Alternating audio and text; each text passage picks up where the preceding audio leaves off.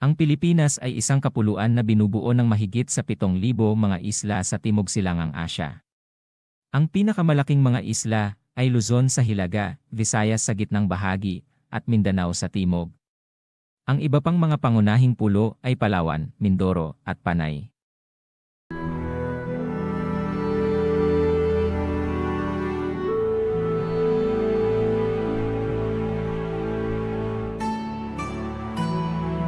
Ang bansa ay nahahati sa tatlong pangunahing rehiyon, Luzon sa hilaga, Visayas sa gitnang bahagi, at Mindanao sa timog. Bawat rehiyon ay may kani-kanilang mga distrito, lalawigan, at mga bayan.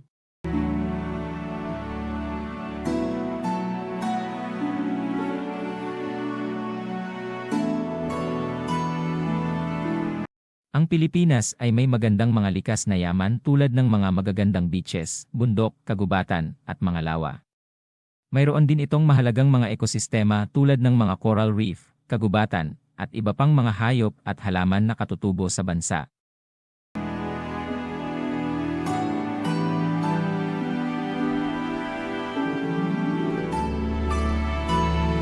Mayroon ding mga pangunahing anyong tubig tulad ng Dagat Sina sa kanluran, Dagat Sulu sa timog, at Dagat Celebes sa timog kanluran. Ang kabuuang heograpiya ng Pilipinas ay nagbibigay daan sa iba't ibang uri ng klima mula sa tropikal na klima sa mga pampang hanggang sa tropikal na kagubatan sa mga bundok.